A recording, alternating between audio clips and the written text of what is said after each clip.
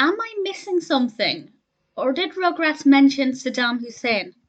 This is in the second segment of the 15th episode of the third season of Rugrats, Tommy and the Secret Club.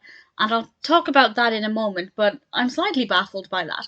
But Angelica has built a clubhouse in a way that I used to do as well, putting blankets on, chair legs and things, and making a little fort or a tent. And it's a secret club, and the only members are her and Cynthia.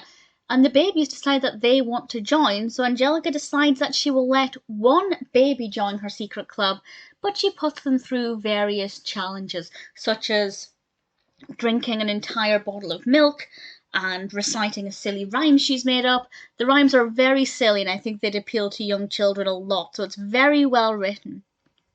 And some babies are better at it than others. Will any of the babies make it into the club? I won't spoil it by saying what happens or who makes it into the club, but it made a lot of sense and I could see it coming. And there's a strong message in this that if a club excludes people simply for the sake of excluding people, it might not be a club you want to join. And I think that's a really great message. Children especially can benefit from this because I feel like children are always making clubs. I'm speaking from experience. And they may be quick to exclude other people. You're not in our club, you can't play, you can't join in with us. And it's literally being nasty for the sake of being nasty. Children might not see it as that because it's club rules. But when you make the rules, you can also change the rules and make it a bit more inclusive of other people. And it's a really important message, and it's done in a way that's very entertaining. It's a memorable narrative with a really good message. Now, Angelica comes into the clubhouse, and tells the baby who's in there, the one who passed the tests, that they need to remember to ask other people for the password, otherwise, and I quote, and I had to look up the transcript for this in case I'd misheard it, anybody can waltz right in, Count Draculator, Sandman Husseini, or even the name of another baby. And I had to Google it. I had to Google Sandman Husseini just in case there was something else I was missing. And needless to say, all of the search results are, did you mean Saddam Hussein?